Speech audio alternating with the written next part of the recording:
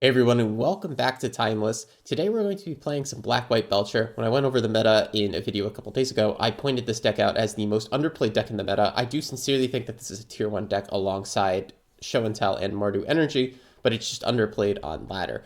Mostly because it's just a funky deck with a bunch of mythics that you have to craft for this deck and only this deck, and the play patterns are kind of toxic. And after picking this up, I gotta say, it doesn't play like a normal Magic deck. So I absolutely want to make this video to showcase how to play the deck, and it's so like weird and different from other Magic decks that we're not actually going to start with the deck tech. We're going to go ahead and play a few games against Sparky. So what we got here is an opening hand, and I think the best way to teach people how to play this deck is to go over opening hands, because this deck is all about mulligans. The main skill that you need to learn when playing this deck is mulligan skill, and I recommend when you first pick up this deck, play 20 games against Sparky, because that's what I did. I think you need to be able to look at your opening 7, decide whether or not it's a keep, and figure out your broad lines you're going to take really quickly. Because once you get to actual games, you need to start playing around people's removal and interactions, counter spells, discard, whatever. And that's difficult. You need to have your lines down before you actually start trying to play against humans. So in an opening hand, we're looking for two things. We're looking for fast mana, which we have, and we're also looking for something to do with that fast mana. This deck is all in on doing its thing. We are not trying to play Magic the Gathering. We are trying to win the game as early as possible. And we need explosive fast mana and a payoff like Sorin Elenda or Belcher. In this hand, we only have Elenda. We don't have Sorin. We don't have a Belcher. We have a Grief.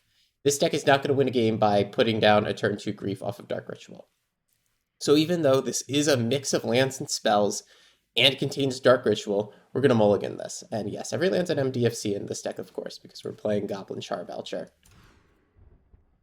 Alright, hand number 2. This is going to be another mulligan, unfortunately.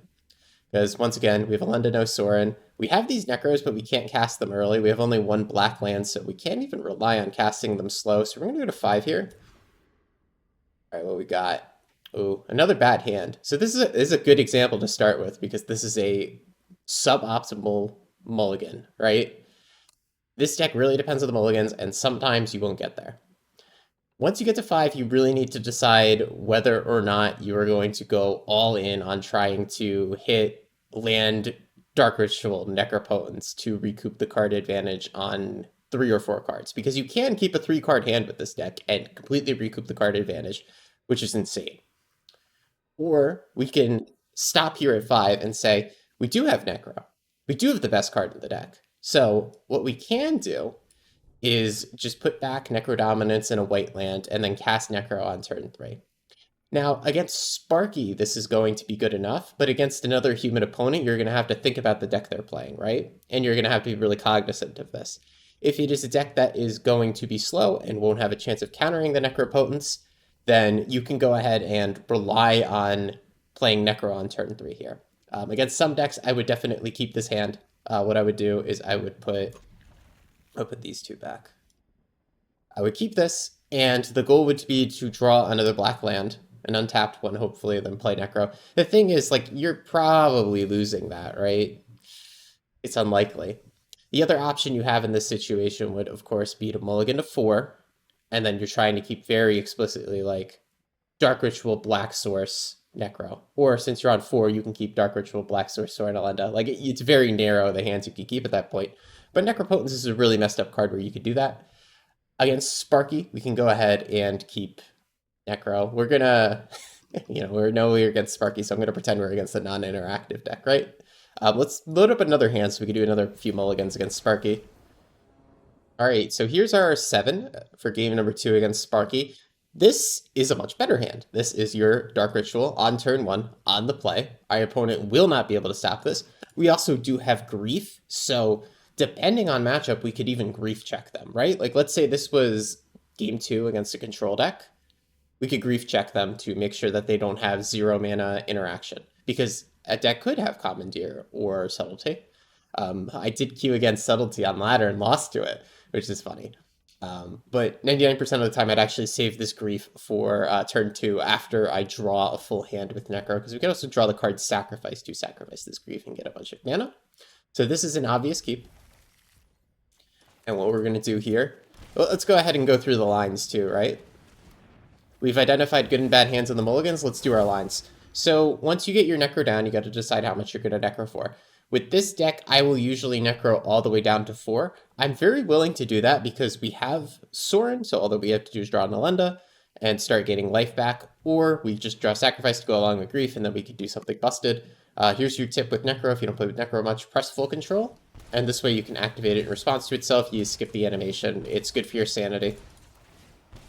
Sometimes you can Necro to max hand size if you're not sure, and if you really want to Necro deep, go down to 4, because you have to pay 3 life for your lands.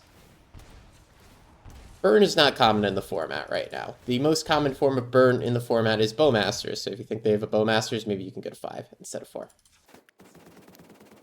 Also, one thing I'm going to point out, it's a good habit, but we don't need it versus Sparky. Put a stop on your end step, because this way, if you draw like extra Solitude, and your opponent has creatures on the board, you can go ahead and evoke that Solitude before you have to discard. If you don't put this stop here, Arena is just going to skip straight to discard, and you won't get to cast spells for 0 mana. But Sparky has no creatures on the board, so we don't need to worry about that. So now, we can do the trick to make the cards come into our hand faster. You gotta learn those Necro tricks. Look at that, we drew Solitude white card. Alright, we get to decide what to keep here. So, the best case scenario is we can play Goblin Charbelcher next turn. That is the goal. We would win on turn 2 if we did that. The backup scenario would be to keep Sorin Elenda. So we had a Sorin in our hand, here's an Elenda. So we are looking to maybe win next turn. What's really interesting is that we actually whiffed on fast mana with all these cards that we drew, which is...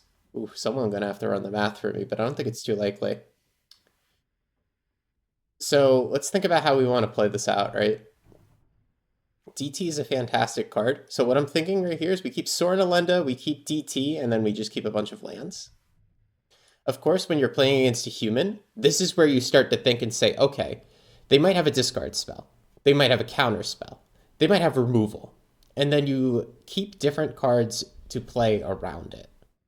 Against Sparky, the safest thing we could do is just keep the DT and keep a bunch of lands, and then we do Sorin Elenda on turn 3.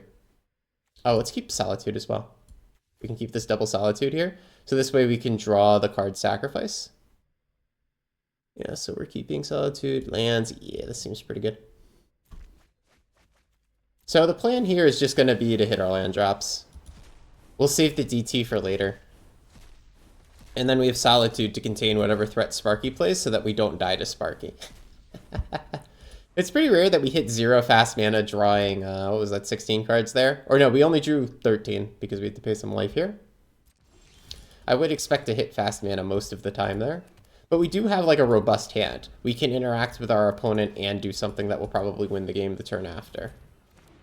Alright, let's pretend instead of a Hallowed Priest, that's like a Psychic Frog or something. We can get rid of it. Or we could not, right? Because it's not going to kill us. Let's go ahead and jam the Sorin, the Elenda.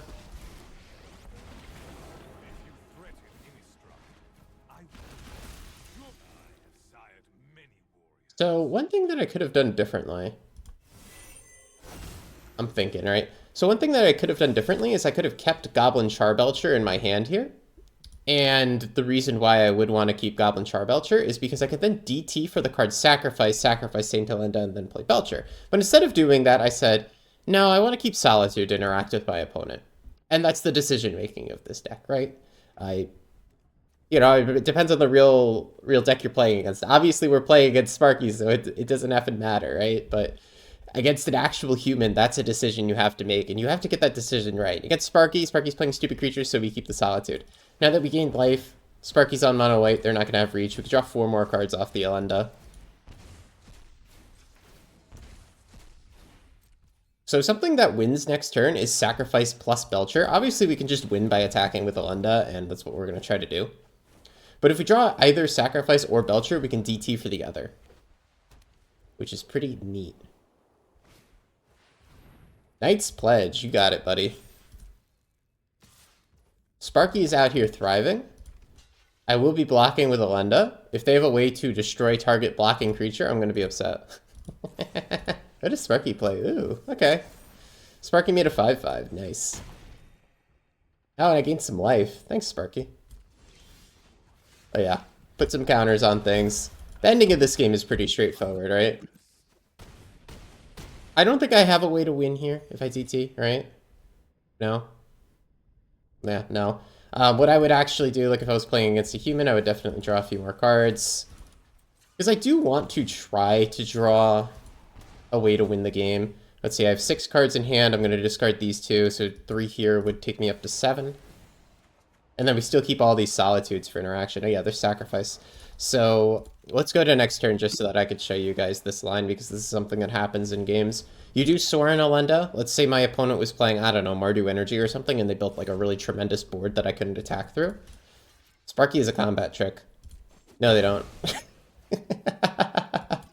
Let's say they built like a really good board that I couldn't attack through. What you could do is you could sacrifice Saint Alenda. It's 7 mana. 7 mana is enough to play and activate a Belcher. And since we have 3 more lands in play, we could also DT for that Belcher and kill Sparky here.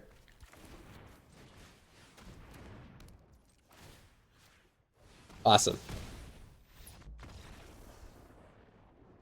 All right, there's one more thing I want to show before we go back to the deck tech. There is a magical turn 1 kill in this deck. You are trying to mulligan to fast mana plus Belcher, and it's very possible that you can just have 7 mana worth of fast mana and a Belcher. There's actually multiple ways to do it. You can stack 3 Dark Rituals, or you can have like Solitude, sacrifice Dark Ritual to get yourself to 7. Like it happened to me this morning right before recording, which is funny. It's about a 1% chance to get a hand that could theoretically kill on turn 1 with this deck, which is pretty cool. All right, cool. So now you guys understand what this deck is actually trying to do. We are just trying to be degenerate and win the game as quickly as possible. We want to stick a turn 1 Necropotence, or a turn 1 Sorin, or a turn 1 Belcher before our opponents can ever use their counter magic or their interaction to interact with us. One of our sources of fast mana is Sacrifice plus Elemental, which is a very convenient way to interact with people. We didn't really get a chance to do it against Sparky, but when you start with the Grief Sacrifice version, you get to rip apart their hand, and you get to pull interaction out of their hand. And if you see they have multiple pieces of interaction, then you can go ahead and change your decision-making for the game. So, as much as I thought when I first looked at this list that this is just total, like, slot machine RNG fest, if you really, like, lock in and understand how this deck works, and, like, have a good understanding of probability and math, like, if you're a nerd, you're gonna do really, really well with this. Like, I have an over 80 win rate with the deck, and I just picked it up. I think I'm like 15-3 with the deck, if you check my Untapped. So really strong record so far, and I would still consider myself to be learning this deck. I just did a bunch of games versus Sparky. I asked some questions on Discord, and then we got cooking right away. So let's talk about the actual deck construction.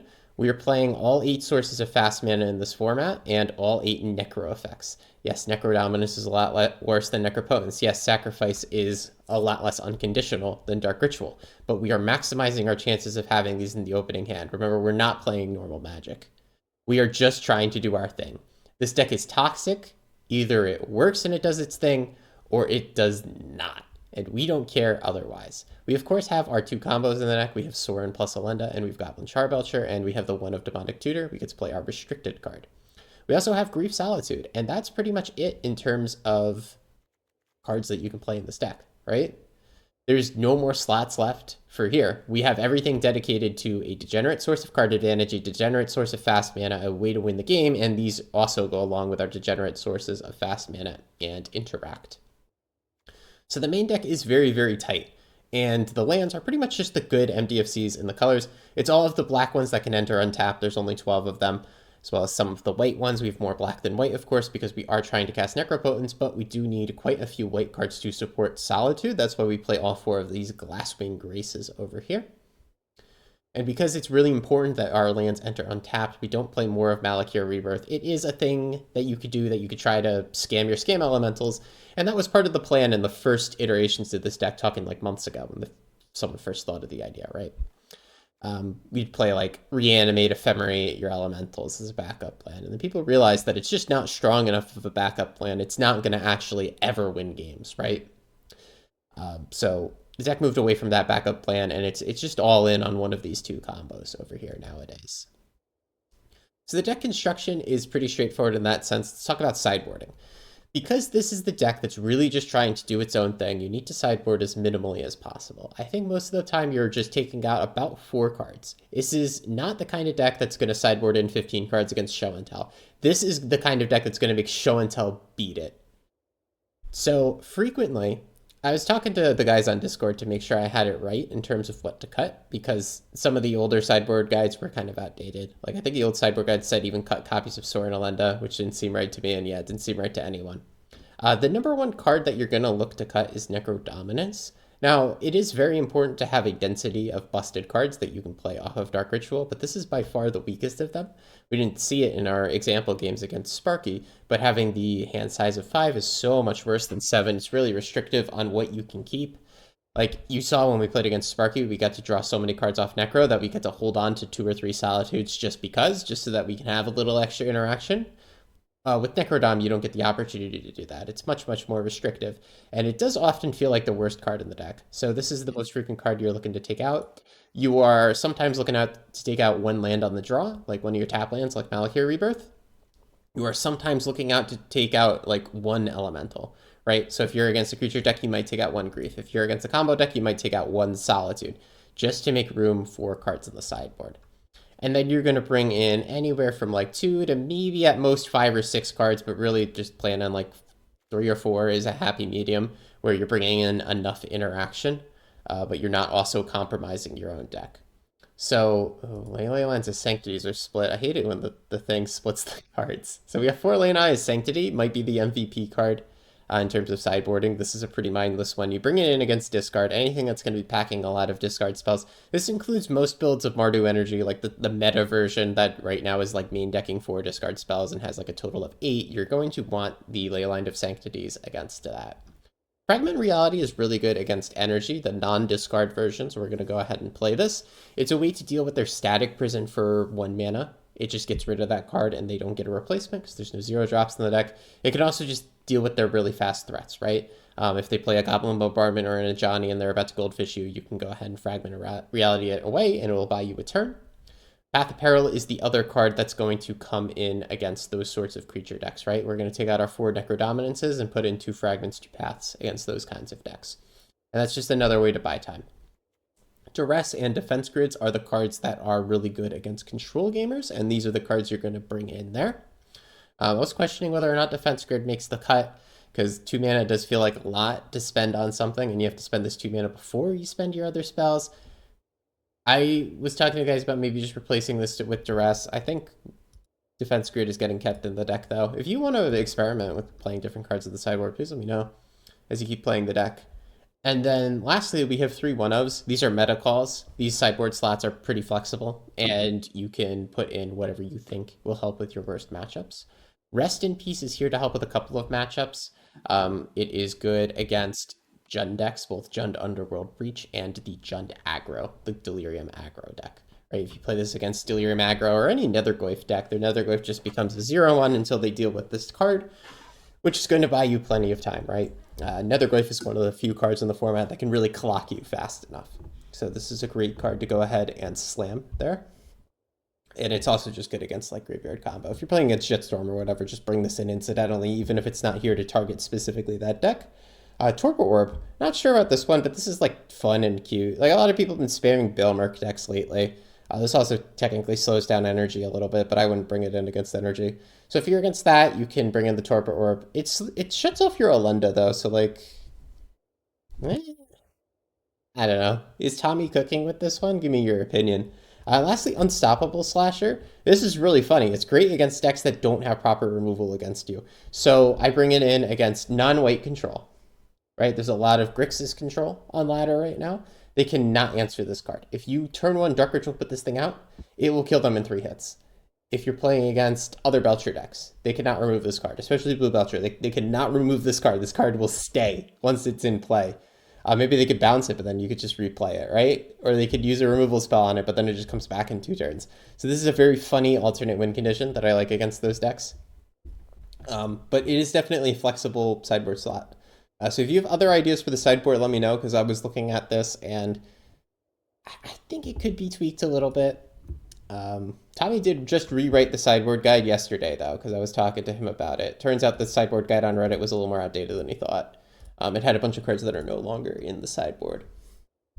So the new sideboard guide is in Discord. I'll ask him if he wants to post it somewhere else, or maybe I'll just post it somewhere for him, just so that people have access to it. But for now, it's in Discord in the deck thread channel for this deck. Is there anything else I want to say about this deck? Yes, with Chrome Mox, it's going to get better. I don't know how Chrome Mox is going to get slotted into the deck exactly, but the easiest way to imagine it would be just like cut 4 of these, right? It might hurt white card count for Solitude now that I think about it, right? Like Razor Grass. You would want to cut like these cards and then like 1 of these, but then that's really going to hurt your white card count. So we'll have to think about exactly how Chrome Mox fits into this deck, but I'm sure it does.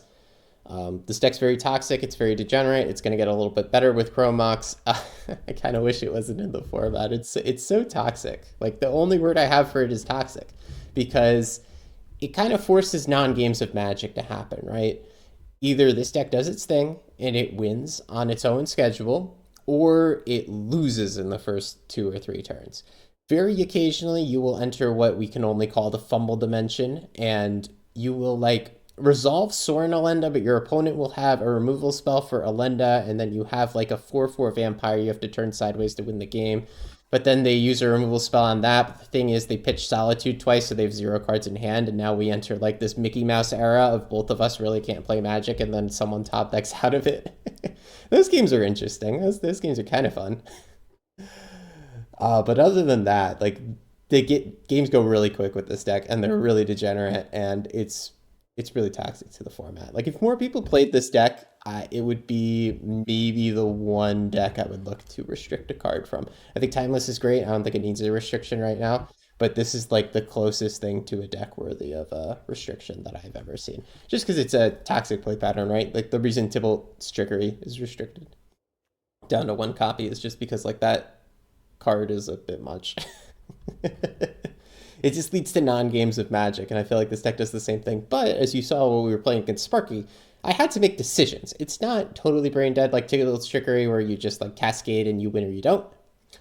With this deck, there's a lot of thinking. There's a lot of navigating your necro lines correctly. There's a lot of deciding how and when to interact with your opponent. There's a lot of playing around your opponent's interaction. There's a lot of skill in mulliganing. So this is a skill-based deck. So I don't hate it. It's just very toxic and very strong. So if you're looking to rank up, I'm like rank 30 something right now, play this, or be normal and play energy. I don't know. All right, let's play the games, guys. Let's go to the games. All right. Game 1, playing with this degenerate deck. This is our first hand. Like we said against Sparky, this does not have enough. It has the Necro, it does not have fast mana. I'm not going to be happy to keep this. For our opponent, we don't see a companion. It often means combo deck, but I also see low rank, so it could just be that they're playing jank or whatever. This is good. This is Sorin Alenda, but no land. Oh, the deck just baits me sometimes. So unfortunately, this has to be sent back. If this Razor Grass Ambush could tap for black, I would totally keep this, even if it was a tap land. But we're unfortunately going to have to go to 5 here. And now we got, oh boy, wow. Well, we got a good example for the first game of the video of games where it does not go well. So what's our options here? We can keep Necro 2 lands and then try to cast a Necro on turn 3. That's on the draw. I think it's going to be too slow, guys. Do we go to 4? It's just I hate going to 4 with this deck because your odds of winning go to the floor, pretty much. And we got rewarded. We got Dark Ritual Necro, so yeah. I don't know what else to say, guys. We got bailed out. So hopefully my opponent doesn't start with a Thoughtseize. If they do, I'll scoop. Okay, Delighted Halfling. That's what we want to see here, ladies and gentlemen. Alright, so Agony. So unfortunately it's Necro Dom, not Necropotence. I think here I might just like draw to hand size +1. Because I'm not too likely to win next turn off of whatever we draw. We'd have to draw very well to have a win locked in. So let's just draw a few. Let's hit our land drops. Oh, wow. Yeah, Solitude. Okay. So we can evoke Solitude to kill their big thing and then put Sorin into play off of Sacrifice. I'm pretty down for that. And then we would just have to draw Alenda or something. All right, that's cool with me. They haven't ramped out anything yet, but we can also just kill the Delighted Halfling here. It's a question of, is that good enough? Or what we could do is we could say, yeah, this isn't good enough. I want to draw a Charbelcher and use my sacrifice mana for the Charbelcher. I think the wisest thing to do is to keep them off of 4 mana next turn, because 4 mana plays cards like Minskin Boo, like the One Ring. Also, they missed their land drop, right? So this would actually knock them back to 2 mana with some luck. So let's go ahead and Solitude, kill this Halfling, put a Sorin into play, and then we're going to Necro for a bunch, hopefully drawing an Alenda.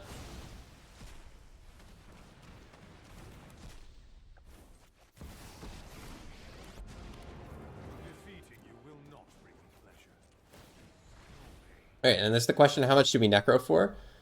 I think we could just Necro to hand size again, maybe hand size +1. We could go all the way down. Oh, wow. What a hand, huh? We definitely want to keep one of the lands. We're not going to get discarded, so I don't think we need multiple Charbelchers. We can grief them and take the removal spell that would hit our Charbelcher. And this might be one of the games where we just play a Belcher on 4. On turn 4, that is. Chalice on 1. You got it, buddy. So, opponent's playing like a cool Gruul, Ponza probably kind of deck. Oh, Fury? To hit my Sorin? Yeah, make sure I can't put a Lenda into play. That's pretty smart. I mean, I don't know if I would... Actually, it is the best thing they could do. So it is smart. It's not a game-winning play for them, but I would still call that smart, right? Because they know me top-decking a Lenda is how they lose. I'm going to go ahead and grief them here. And then we're going to play Grace tapped, and we're going to draw some cards. I gotta see what their hand looks like. Oh my god, Clovis and a Blood Moon. Holy moly. And a Rabble Man. Okay.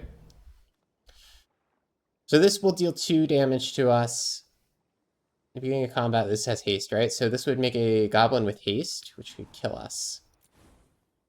We just need to fade them drawing a land. Blood Moon we could ignore because of our Belcher. Dang, we really need to fade them drawing a land. Both of these things kill us, unfortunately. I mean, we could grief them again to take the second card. But then I miss my land drop, which I think is worse. So I'm going to take Clovis.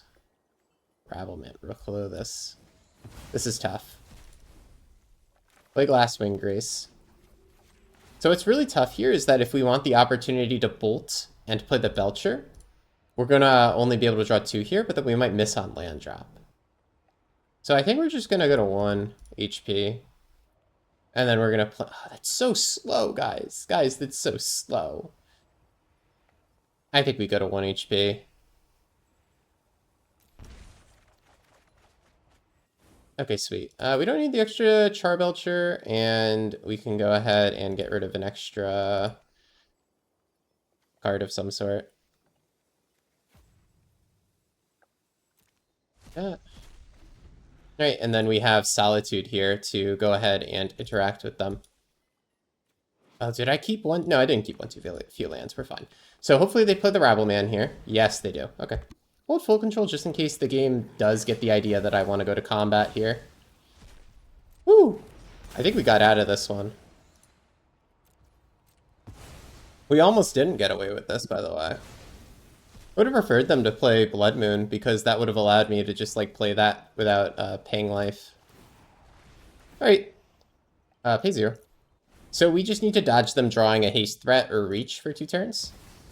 Yep, Blood Moon's cool. I like Blood Moon. Alright, one more turn where we gotta dodge them drawing something. This is a fumble dimension game, like we were talking about before. It's not actually not that Mickey Mouse compared to some other. No, Minskin Boo! Alright. So what worries me about this deck is that if they're playing like Ponza style land destruction, it's so bad for us, right? Because we don't have basics to search up. If they do like blow up our lands, you know, like Cleansing Wildfire or whatever. So against this particular deck, we don't have a plan for it. We don't have a plan for this deck. I think 2 Fragment Realities could be pretty good. It can get rid of a card that is preventing us from doing our thing. Yeah, it can get rid of like a Rabblemancer or a Clovis in a pinch, which is sometimes all that we need. And then just think about what else is useful. They don't really go wide, so I don't want to play Path of Peril. We could try to play the Slasher, but I don't think so. Like, this is a deck that doesn't really have clean removal for Slasher, but like that's not the point of Slasher. Slasher is to win like stupid games against other stupid decks. So I think we're going to run it back like this. All right, we're going to be on the play here. We don't have fast mana, even though we have Sora and Elenda. So this isn't good enough, in my opinion, for a keep on 7. So we're going to mulligan. If this was a 5-card hand, like let's say this was 5, I would absolutely keep Sora and Elenda, land. All right. Oh, what is this? This is worse. I mean, it's got all the juicy cards we want, and it's got fast mana, but it doesn't have an elemental, so unfortunately, it's got to go back. And then here? Oh, Christ, this is even worse. I guess we go to 4. Wait, let me think. We would have to rely on drawing a land next turn to cast DT for something. I think we go back. We go even deeper. Okay, we get to keep the perfect 4. This is what I hate about this deck. Like, guys, this is ridiculous. So we don't have enough stuff to pitch cast Grief and sack it this turn, but that's okay. We just need to draw any black card, which is very likely to happen in this deck. Most of our deck is in the category of any black card. It's just like Elenda Solitude, Belcher, and our 2 white MDFCs that we can't draw. Oh, I think we lost. I think we lost, guys. I don't know how else to say it. So if we did have 5 cards and we were able to pitch Grief on turn 1, we would have played a Necro that my opponent could not counter or interact with. I think I'm going to sit here for a little bit, and perhaps we draw Dark Ritual to get out of this. No, actually, yeah, Dark Ritual is still a draw to get out of here, unless they play a Chalice on 1. Blood Moon is a card that, if this deck gets into the really silly dimension, it is a card that could help us, right? If we just draw 3 MDFCs in a row, we just play 3 Painless Lands, play a Char Belcher. But unfortunately, I think our opponent's got us. Karn the Great Creator turns off of our Belcher activated ability. We have no way to make black mana at this point, right? They're going to Liquid Metal Coating and blow up my Felmire. I am going to go ahead and concede this game. So it's really unfortunate start for the video, but honestly, I don't mind having this low roll on video. I'm actually kind of glad that we caught it on video. Just because like this deck has weaknesses. It can lose to Mulligans. It shows, though, that it was close. We were close to winning both games, right? That first game, unless I made a mistake, we were very close. I mean, if I did make a mistake, it just goes to show that a better pilot would have won that game 1. And then in game 2, if we just had 5 cards in hand instead of 4, and I had the extra card to pitch to Grief, we would have had Grief you take your best card, followed up by Necropotence draw 7. And that's the kind of degenerate and disgusting thing that this deck is really good at. All right, game 2. This is interesting. So we're against Gigantha. Gigantha usually means Boros energy.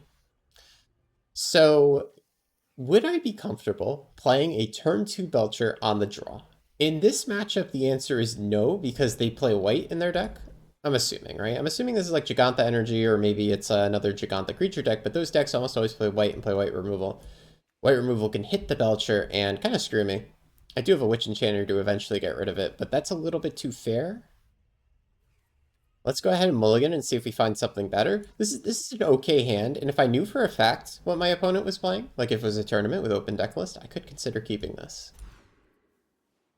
This is a Sorin. Wow, this is a lot of mana and nothing to do with it. That's a shame. What we could do here is... is that too fair? Is just like sacrifice Solitude, play a Grief? I think that's too fair, right? Because we can like pitch cast Solitude, play this as our land, play Sacrifice, play Grief. And then possibly play Sorin as well. Right? I don't think that wins games, Mulligan. Wow. Again, rough luck with the video. On 5, do we want to keep this? I think no. Mulligan. All right, we got the cards we want. Let's keep Sorin. So we're gonna keep this stuff. We're gonna jam the turn 1 Necro. If we get discarded here, then that's unfortunate.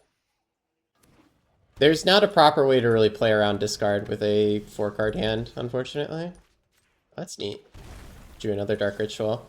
Another Dark Ritual means we're like very likely to be in a good situation for next turn. In fact, the fact that we drew another Dark Ritual makes me want to go all the way down to 5 life. 5 life is going to be 1 damage from Guide of Souls plus 3 damage from our own MDFC and leave us at 1. I think I'm down for that. Because we have 2 good cards here in our hand. Also, to the people in the comments saying he can't keep getting away with this, he can't keep necroing to 4 and finding Dark Ritual, or excuse me, mulliganing to 4 and finding Dark Ritual necro. Well, that's how the deck's designed, buddy. Usually the hands we get to keep are much higher quality than this. So yeah, let's go to 5. Do we want to go to 5 instead of 6? Go to 5, any takers? Yeah, we go to 5. And then we're going to put our stop on our end step because there's a tiny chance that we draw way too many useful cards and then we just Solitude this Guide of Souls. If we draw multiple copies of Solitude, and we're not going to possibly need all of them, I'm absolutely going to use one right there. There's Sorin Alenda. All right, that's fantastic. So we pull ahead significantly next turn. Another Dark Ritual, holy moly. Yeah, we drew extra Solitudes. I am going to be pretty happy to pitch away one of them. Let me actually just do it now, so I don't misclick. That'll help take the pressure off of us. So keep in mind, against energy, Sorin Alenda is not an instant win, but it is very good. So I have to discard 5 cards. Let's think about what we want to keep. We want to keep Dark Ritual, Sorin Alenda. We want to keep other Dark Ritual. We probably want to keep Solitude, Witch Enchanter, and then I would say that we want to just keep a land. Fire Trawler is a good land. So 1, 2, 3, 4, 5 is going to get discarded here. 1, 2, 3, 4, 5 got discarded here. Actually, what we can do... Play around discard. Is there a way we play around discard? They're probably Boros energy, but there's a chance that they go like Godless Shrine, Juggernaut Peddler, right? So can we play around discard? We only have 1 Sorin, so I don't think we really can.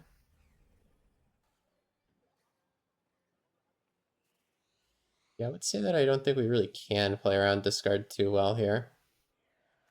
You kind of want to keep second Alenda here.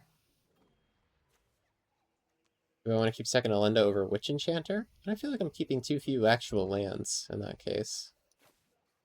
What do you think? What do you think, guys? Would you keep Witch Enchanter, or would you keep Saint Alenda? I'm gonna keep the Witch Enchanter. Because if we do get discarded, which is worst case, the second Alenda is going to be beyond the useless. Alright, so our Degenerate and Toxic deck just did its thing. If my opponent dares play another creature, we could Solitude it. There's a Johnny, so we could Solitude that whenever we want. We don't have to do it right now, of course. Cool. So let's go ahead, Dark Ritual, play Sorin, put Alenda into play.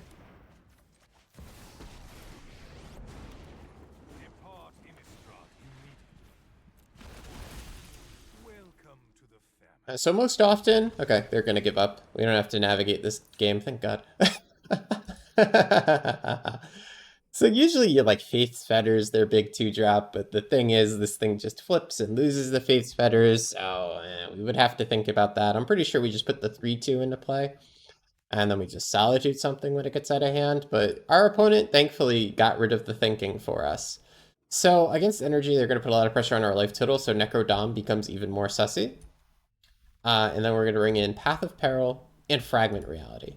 When we're on the draw like this, we actually only need 1 less land mathematically, so I'm going to put 1 Necrodom in. Just because we might get into those situations where we're mulliganing really hard and we end up mulliganing to 4, and then we get to keep like Black Land, Necrodominance, Dark Ritual.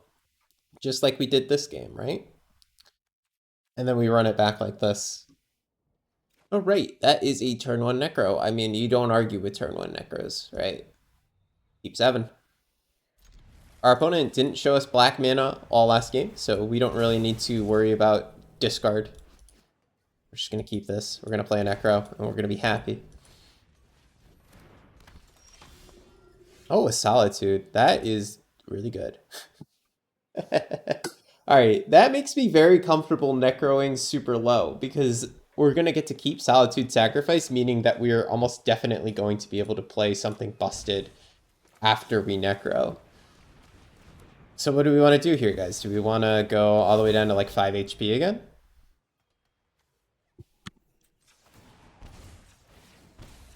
I hope now you understand like what I mean when I say this deck is toxic. Because my opponent doesn't get to do shit about what I'm doing. Our last Gruul Ponza opponent, they were a Chad. This opponent can't do anything. Go to 8 maybe? I'm thinking about how deep we want to go, right? Draw 9 cards? Yeah, that's plenty. We'll do another smaller Necro on the following turn. Okay. If we draw another Solitude, I'm just going to Solitude the Guide. Fragment, that's a cool one. Another sack. Oh, we need to draw a Lenda or something. Yeah, actually, we don't have anything going on right now. Uh-oh. That's fine. We get to discard 7 cards. So let's think about our keeps, right? We're going to keep Solitude, white card, Sacrifice. Don't need another Necro. Sorin, a Black Source, and a Grief, and another Sacrifice, probably. Oh, Fragment's very good, too. So 1, 2, 3, 4, 5, 6, 7. We probably want another mana source. We want a permanent mana source over the Sacrifice. So get rid of this. Discard 7. 7. So we're going to keep Black Source, Sorin, Grief, Solitude, Witch Enchanter, Sacrifice, Fragment, Reality. It seems pretty good to me. Actually, I might want to keep over the Witch Enchanter. I might want to keep Glasswing Grace because it pitches to both elementals. Yeah, so we whiffed on this Necro, definitely.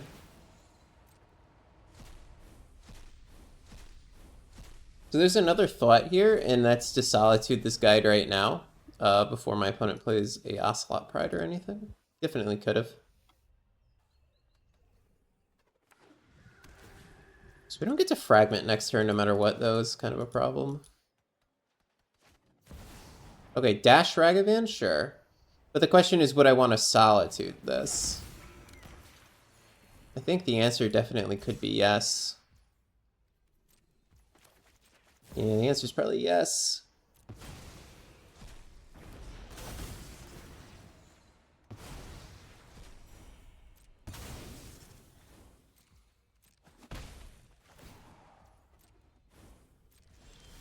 All right, neat. So now what do we want to do? We probably want to play this tapped. We could, of course, evoke Green, sacrifice, play a Sorin this turn, but that doesn't get us anywhere because of the lack of a Lenda. So I think we're going to play this tapped. We're going to hold this just in case we draw a Solitude off of our Necro. And then we're going to Necro for like the rest of our life total. I don't think we can afford to keep 3 life to bolt ourselves. I think we just have to go all the way down here. We go to 2. There's a Char Belcher. Okay. And a Char Belcher. Okay. So we can play a Char Belcher next turn. We unfortunately cannot play and activate it, so unfortunately I think we lost this game. I don't know if I made a piloting error, because keep in mind, I'm trying to play this deck that does have more skill than you would think to it, while also explaining it. So, very possible I made a bunch of mistakes. Oh, prison my Necro? Dude, you're doing me a favor. Please never do this. Alright, they are doing me a favor, so I got one more draw. Oh, never mind. They had enough energy to apply guidance a little. See, I'm the one who doesn't know anything now, apparently. Alright, we get to go to game 3. We get to be on the play. I like my sideboarding, right? I think we're totally fine to sideboard like this and run it back. And when we're on the play, this means we get to be extra degenerate. It means our opponent's going to get less hits in on us. Hopefully things work out for us, and we don't have to mulligan super hard. Okay, what we got here? We have some sideboard cards. See, this is what we talk about with sideboard cards diluting the deck. We could have kept Dark Ritual, Necrodom. Something to think about. Alright, here. Dark Ritual, Necro. Aha. Now that's what we're talking about, right?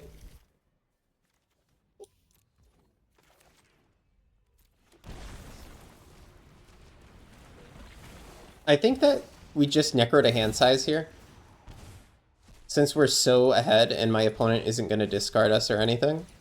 I think we Necro to hand size, and the next turn we do our really big Necro. Necro to hand size, develop our mana just by playing some MDFCs. Okay, yep, there's a Solitude. I'm very down to just like evoke this Solitude to contain their 1-drop. Like, let's say they go Ragavan here, I'm gonna Solitude it, and I'm not even gonna ask questions. Oh, hell yeah. Get out of here, silly monkey. The slightly more disciplined thing to do would be to wait until my end step. But this is going to slow down my opponent so much. We also cut them off of colored mana for the time being. I don't regret doing that at all. So let's go ahead and draw a few more cards. We could, again, just draw to hand size because my opponent's not doing much. I think we're going to go a bit more than hand size here, but I don't think we're going to go all the way down to Oblivion. I think drawing 6 cards would be pretty good.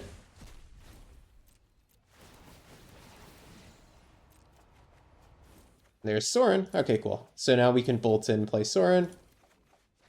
Keep a Grief as well. Okay, nice. Nice. We get to discard 3 cards, so we want to keep. We want to keep Untap Mana, Charbelcher, Elenda, Sorin. Not you. Grief. Untap land. Grief. Yes. Okay, so we got to pay 3 life here, but we should be fine to do that.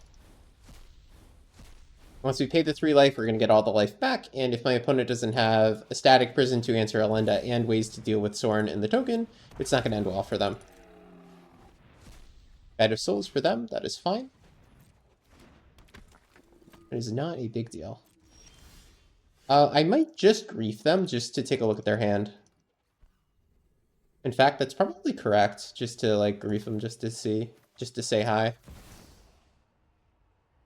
Because we have another copy of Grief for if we draw Sacrifice. We also will have Elenda in play for if we draw Sacrifice. So let's go ahead and do that. I'm going to Grief you. I'm most interested in taking answers for Elenda. I am then kind of interested in just taking some other stuff. We might just take Flage here because it's reach. I don't care if we get Blood Mooned at this point because we're just going to be trying to cast Goblin Charbelcher, right? So I'm going to let them moon me. We're going to take Flage.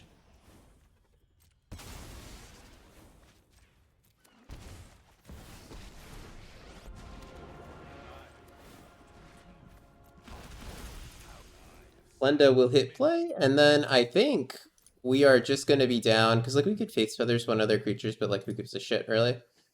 I'm just going to play a creature. We know they have Flage, so I would like to not draw to below 4. Also would like to not be dead to Amp after attacking me, right? So let's draw to 5.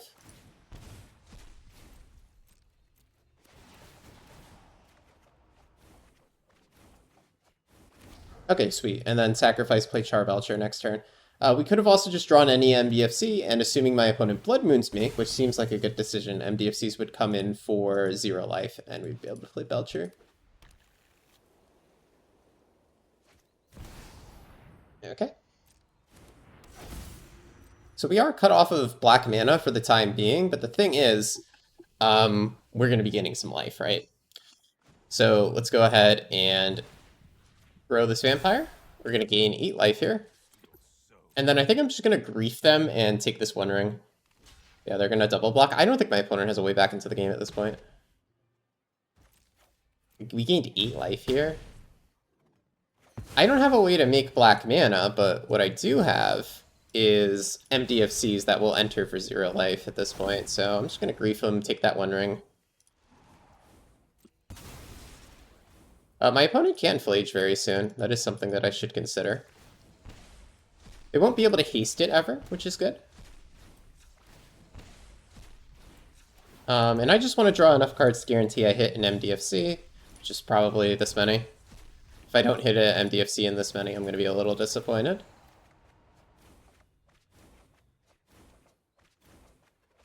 Oh, did I not? Oh yeah, we did. Okay. At the very end, we did. And we could discard whatever. Like, it doesn't matter. If a card doesn't hit play for free, it means nothing to us at this point. So yeah, my opponent's probably wondering what they did to get themselves in this situation, and what they did to deserve it specifically. That isn't a Johnny that can flip. To the hunt, as we say. But what we can do is we could just gain a crap ton of life, right? Just gain 8 life, and there's no way that my opponent could ever raise that. I'm not even going to draw cards. Like, yes, they're going to flip their Ajani here. I do not care. Ajani cannot hit me in the face for 20.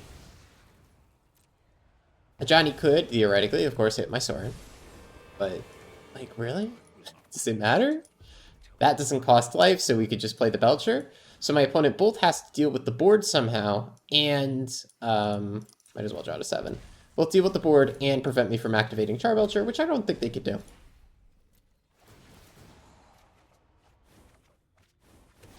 Oh, Solitude, that's cool.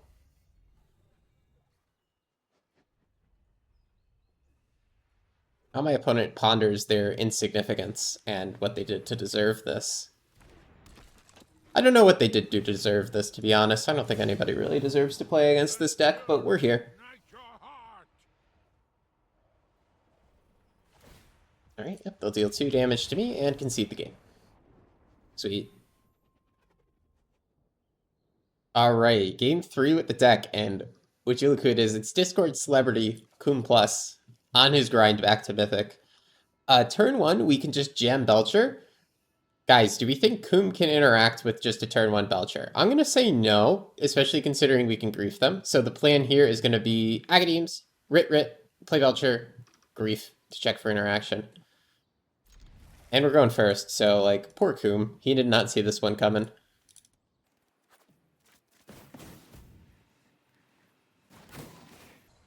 We could do our grief first just to make sure we don't want to change the plan. Ladies and gentlemen, Coom Plus. I have no words. I have no words for this man. No way he's playing it! No way! Guys, we get to play the mirror against Coom. What did he keep? This is going to be the best video I've ever made on the channel. Holy moly. Guys, we get to play the mirror against a freaking legend. What did he keep?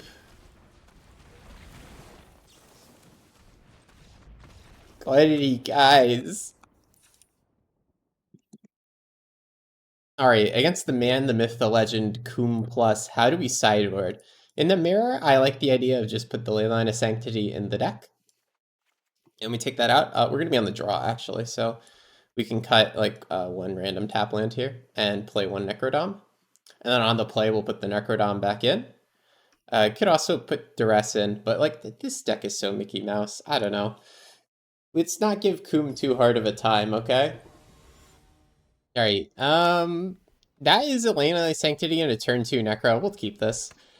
This is essentially a 5-card hand, right? Because of these triple Necros. However, like, Leyline wins the mirror.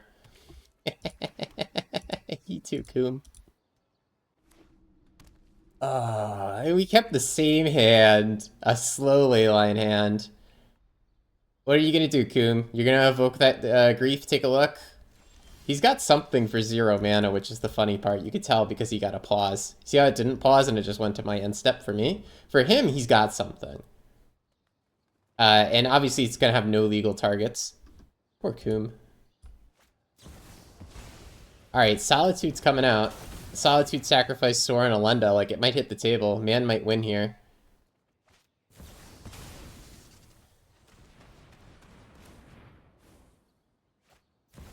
Necro, yeah, boy.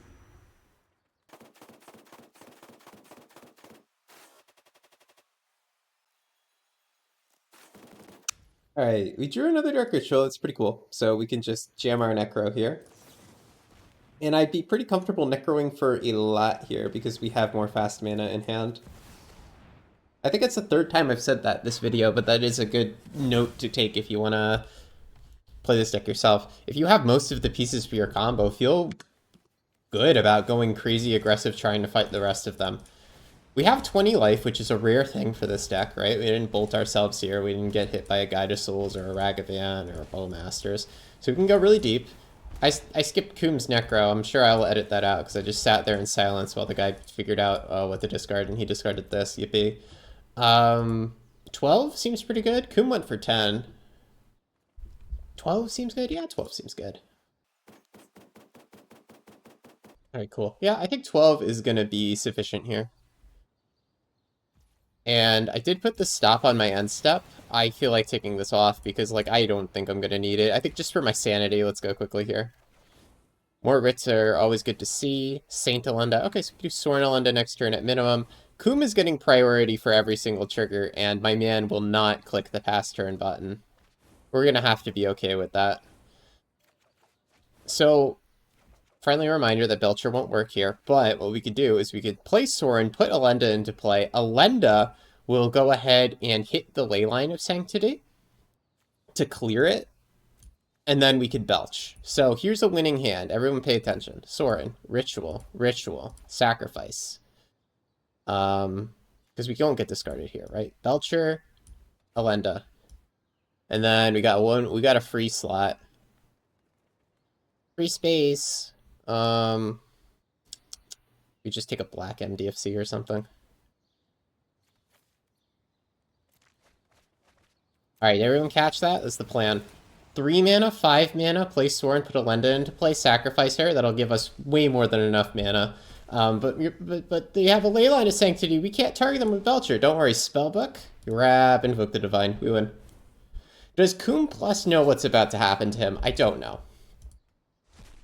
I hope that Coom finds a way to kill me here. I think it would be, like, honestly really impressive, and I would be cheering for him. We would all be cheering for him in Discord.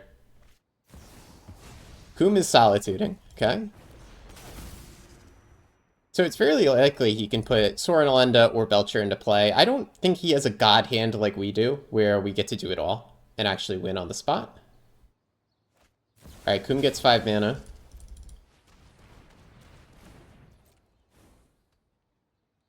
Do you guys think Coom knows he's part of the lore? Do you think he knows? I don't think he knows. Like, he's not in Discord. We don't have anyone with that name in Discord, unless they've never talked and I just didn't see them. I hope Coom gets recognition one day for his contribution to timeless lore.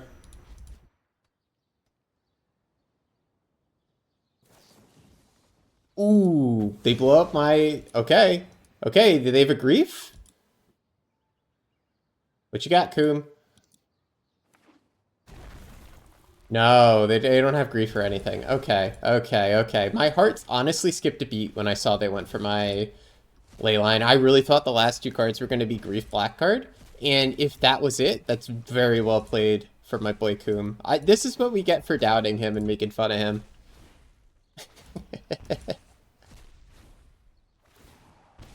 I'm doing the same thing he did, where I'm getting priority for everything in the auto pass. I'm recording and yapping and therefore distracted. I'll skip the rest of his turn so I don't have to yap.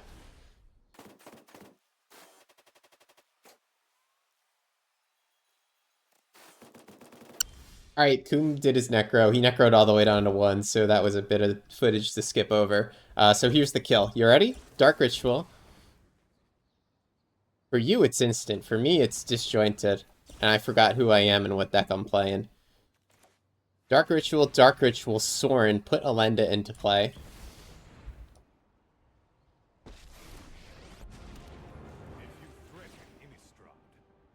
Praying I don't misclick on video and make myself look like a goof. Maybe Coom deserves a game 3. Invoke the Divine. Blow this guy up.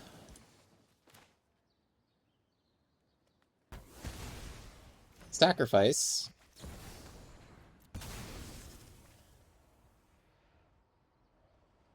That's a lot of mana. And how about Goblin Charbelcher? How you feeling, Coom? Good game, Coom. Alright, we gotta end the video there with the Gabe versus Coom, guys. This deck's powerful. It's crazy. It's not my favorite deck to play, like in terms of fun, just because it doesn't play too much like normal Magic. It's really degen. But if you love degen stuff, play this. It's amazing. Even my boy Coom is on the bandwagon and playing this deck. Yeah, and hopefully we see a nice little uptick in popularity for this deck, because it is really strong, and like I think it's what people should be bringing to tournaments if they're trying to win. So feel free to try it out and waste 26 mythics on it. And if you want to complain in Discord about how many mythics are in the deck, feel free to join, because we talk about the deck there all the time. Bye.